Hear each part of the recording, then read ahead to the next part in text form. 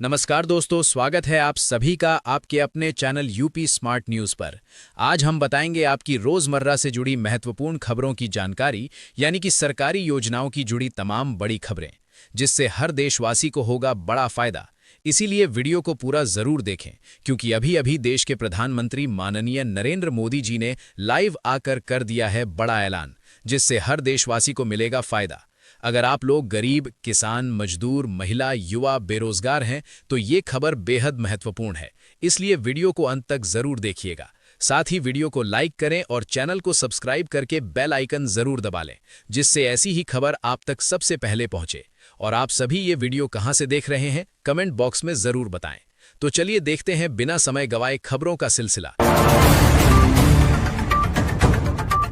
देखते हैं पहली महत्वपूर्ण खबर, जहां अगर आपने पक्का घर पाने के लिए आवेदन किया है या आपका नाम लिस्ट में आया हुआ है, तो ये खबर सीधे आपके घर की पहली किस्त से जुड़ी है।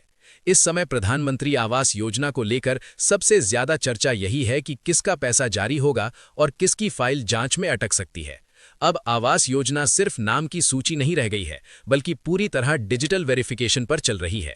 किस्त जारी करने से पहले आधार लिंक, बैंक खाता, जमीन का रिकॉर्ड, परिवार की पात्रता और जियो टैग फोटो तक की जांच की जाती है। अगर कहीं भी गड़बड़ी मिली या निर्माण की प्रगति अपडेट नहीं हुई तो अगली किस्त रुक सकती है। कई लोग सोचते हैं कि पहली किस्त मिल गई तो बाकी अपने आप मिल जाएंगी, लेकिन हर किस्त से पहले सिस्टम दोबारा डेटा मिलाता है। इस समय सरकार का फोकस अपात्र नाम हटाने और सही लाभार्थियों को प्राथमिकता देने पर है। उनके लिए भुगतान सुरक्षित माना जा रहा है। लेकिन जिनकी फाइल में दस्तावेज अधूरे हैं या जमीन से जुड़ी जानकारी स्पष्ट नहीं है, उन्हें पहले रिकॉर्ड ठीक कराना होगा।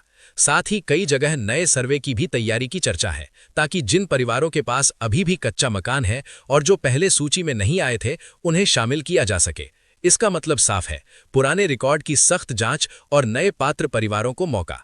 अब सवाल ये नहीं है कि अगली किस्त कब आएगी, असली सवाल यह है कि क्या आपकी आवास योजना की फाइल सिस्टम में पूरी तरह क्लीन और अपडेट है, ताकि आपका घर बनने का सपना बीच में अटक न जाए। इसी के साथ बढ़ते हैं अगली खबर की तरफ, जहां अगर आप प्रधानमंत्री किसान सम्मान निधि की 22वीं किस्त का इंतजार कर रहे हैं, तो ये सवाल अभी लाखों किसानों के मन में है। 22वीं किस्त कब आएगी? क्या इस बार 2000 रुपए सीधे खाते में आ जाएंगे या फिर कुछ लोगों की किस्त अटक सकती है? सबसे पहले समझिए कि किसान सम्मान निधि की किस्तें साल में 3 बार जारी की जाती हैं और हर किस्त से पहले सरकार लाभार्थियों का डेटा दोबारा मिलान करती है। 22वीं किस्त जारी होने से पहले भी यही प्रक्रिया चल रही है। केवाईसी पूरी है या नहीं, आधार बैंक खाते से लिंक है या नहीं, जमीन का रिकॉर्ड सही है या नहीं, ये सब चेक होता है। अगर इनमें से किसी भी हिस्से में गड़बड़ी है तो किस्त वेरिफिकेशन में जा सकती है और भुगतान में देरी हो सकती है। अब जहां तक तारीख की बात है, आमतौर पर किस्तें निर्धारित अंतराल पर जारी होती हैं, लेकिन अंतिम फैसला आधिकारिक घोषणा के बाद ही स्पष्ट होता है। कई बार राज्य स्तर पर सूची अपडेट होने में समय लगता है, इसलिए कुछ किसानों को पैसा जल्दी मिलता है और कुछ को थोड़ा बाद में। इस बार चर्चा इसलिए भी ज्यादा है क्योंकि सरकार अपात्र नाम हटाने और सिर्फ सही किसानों तक पैसा पहुंचाने पर जोर दे रही है। जिन किसानों की केवाईसी पूरी है, बैंक खाता सक्रिय है और जमीन का रिकॉर्ड अपडेट है, उनकी 22वीं किस्त सुरक्षित मानी जा रही है। अब सवाल ये नहीं है कि 2000 रुपए आएंगे या नहीं, बल्कि असली सवाल ये है कि क्या आपका रिकॉर्ड पूरी तरह क्लीन है, ताकि 22वीं किस्त जारी होते ही पैसा बिना किसी रुकावट सीधे आपके खाते में पहुंचे। चलिए देखते हैं अगली महत्वपूर्ण खबर, जहां अगर आपके घर में राशन कार्ड है तो आगे की ये खबर आपके महीने भर के अनाज से जुड़ी है। अभी गांव-गांव में और शहरों में चर्चा चल रही है कि क्या 5 किलो की जगह 7 किलो राशन मिल सकता है, क्या अतिरिक्त 2 किलो अनाज दिया जा सकता है, और अगर दिया गया तो किन्हें मिलेगा। लेकिन सच्चाई समझना जरूरी है, क्योंकि राशन अब सिर्फ कार्ड दिखाने से नहीं बल्कि पूरे डिजिटल रिकॉर्ड से तय हो रहा है। इस समय सार्वजनिक वितरण प्रणाली PDS के तहत सभी राशन कार्डों का डेटा दोबारा मिलाया जा रहा है। आधार लिंक, केवाईसी, परिवार के सदस्यों की संख्या, आय की श्रेणी और राशन उठाने की नियमितता, सब कुछ सिस्टम में चेक हो रहा है। जिन कार्डों में सदस्य ज्यादा दर्ज हैं लेकिन केवाईसी पूरी नहीं है या जिनका आधार लिंक नहीं है, वे वेरिफिकेशन में जा सकते हैं। कई राज्यों में अतिरिक्त अनाज देने की चर्चाएं इसलिए भी होती हैं क्योंकि केंद्र से 5 किलो प्रति व्यक्ति मिलता है और राज्य सरकारें चाहे तो अपने स्तर पर 1 या 2 किलो और जोड़ सकती हैं। अगर 7 किलो की व्यवस्था लागू होती है तो संभव है कि 5 किलो केंद्र से और 2 किलो राज्य की तरफ से दिया जाए, लेकिन यह हर जगह एक जैसा नहीं होगा और आधिकारिक आदेश के बाद ही स्पष्ट होगा।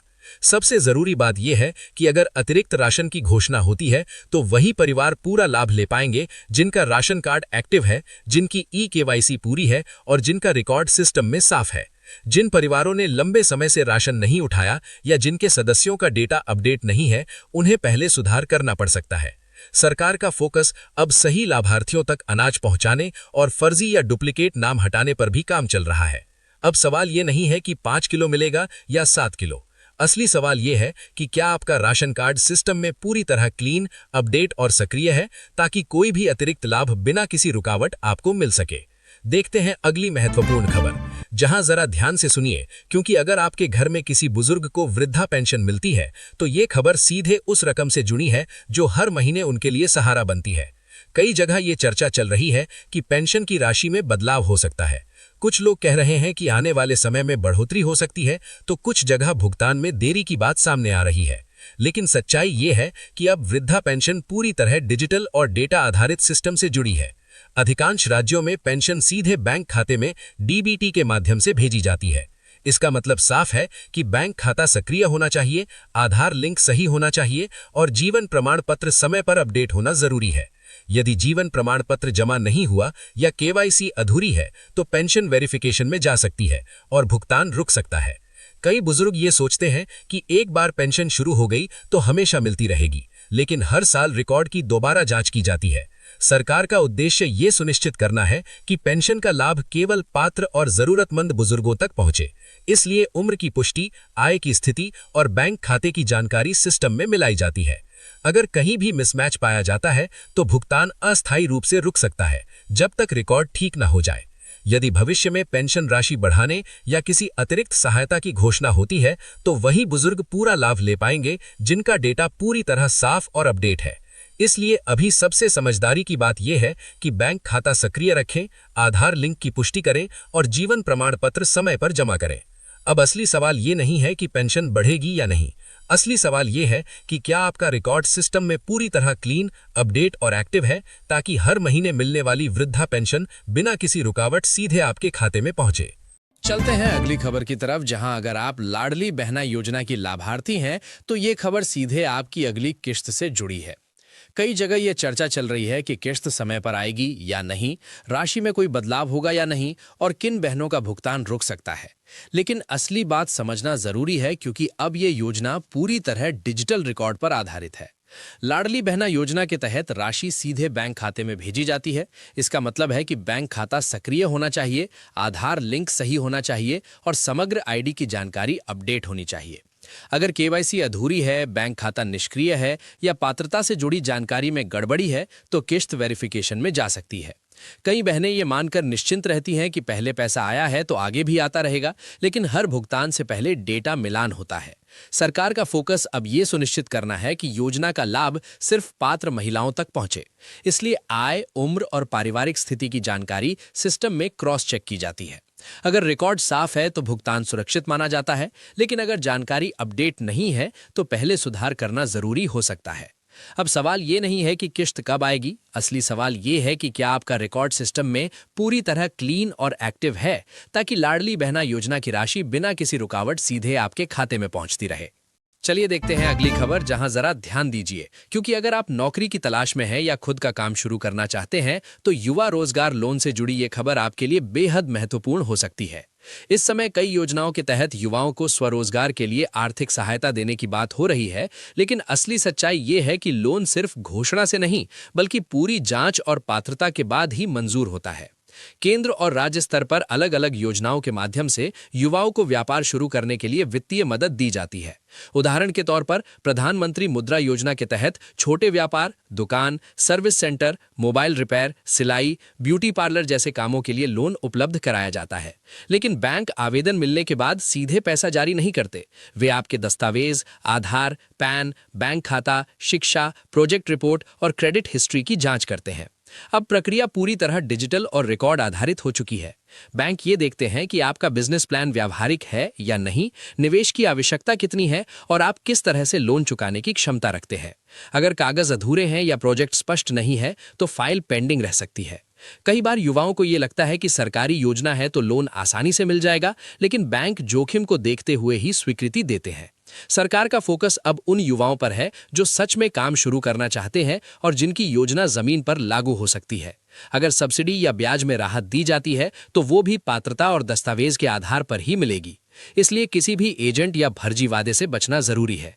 आधिकारिक बैंक शाखा या सरकारी पोर्टल से ही जानकारी लें। अगर आप युवा रोजगार लोन के लिए आवेदन करना चाहते हैं तो पहले साफ और मजबूत बिजनेस प्लान तैयार करें। जरूरी दस्तावेज अपडेट रखें, बैंक खाता सक्रिय रखें और अपनी क्रेडिट हिस्ट्री साफ रखें।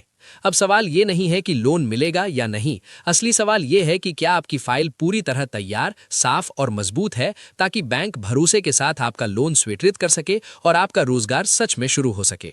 देखते हैं अगली महत्वपूर्ण खबर, जहां अगर आपके पास ई श्रम पोर्टल का कार्ड है तो ये खबर सीधे आपकी आने वाली सुविधाओं से जुड़ी है। कई लोग समझते हैं कि ई श्रम कार्ड बन गया तो फायदा अपने आप मिलता रहेगा, लेकिन अब सिस्टम पहले जैसा नहीं है। अब हर लाभ डेटा के आधार पर तय हो रहा है। ई श्रम कार्ड असंगठित क्षेत्र के श्रमिकों का राष्ट्रीय डेटाबेस है। इसके जरिए भविष्य में बीमा, पेंशन, दुर्घटना सहायता और अन्य सरकारी योजनाओं का लाभ जोड़ा जा सकता है। लेकिन सबसे जरूरी बात यह है कि आपका बैंक खाता सक्रिय हो, आधार लिंक सही हो और मोबाइल नंबर अपडेट हो। अगर केवाईसी अधूरी है या बैंक खाता निष्क्रिय है तो संभावित लाभ अटक सकता है। कई जगह यह भी देखा गया है कि जिन श्रमिकों ने पंजीकरण तो कर लिया लेकिन जानकारी अपडेट नहीं रखी, उनका स्टेटस वेरिफिकेशन में चला गया। सरकार का फोकस अब रिकॉर्ड को क्लीन करने और सही लाभार्थियों तक योजना का फायदा पहुंचाने पर है। भविष्य में अगर किसी भी प्रकार की आर्थिक सहायता या बीमा क्लेम जारी होता है तो वही श्रमिक पूरा लाभ ले पाएंगे जिनका डेटा सिस्टम में पूरी तरह साफ और एक्टिव है। इसलिए अभी सबसे जरूरी है कि अपना ई श्रम कार्ड स्टेटस चेक करें, बैंक खाता एक्टिव रखें, आधार लिंक की पुष्टि करें और मोबाइल नंबर अपडेट रखें। अफवाहों से बचें और आधिकारिक सूचना पर ही भरोसा करें। अब सवाल ये नहीं है कि ई श्रम कार्ड बना है या नहीं, असली सवाल ये है कि क्या आपका ई श्रम रिकॉर्ड सिस्टम में पूरी तरह क्लीन और सक्रिय है, ताकि भविष्य में मिलने वाली किसी भी सहायता का लाभ बिना रुकावट आपको मिल सके। तो दोस्तों, ये थी आज की बड़ी खबरें। खबर अच्छी लगी हो तो वीडियो को लाइक करें और चैनल को सब्सक्राइब करके बेल आइकन जरूर दबाएं, ताकि ऐसी ही खबर आप तक सबसे पहले पहुंचे। तो मिलते हैं फिर एक ऐसी ही खबर के साथ, तब तक के लिए जय हिंद, जय भारत।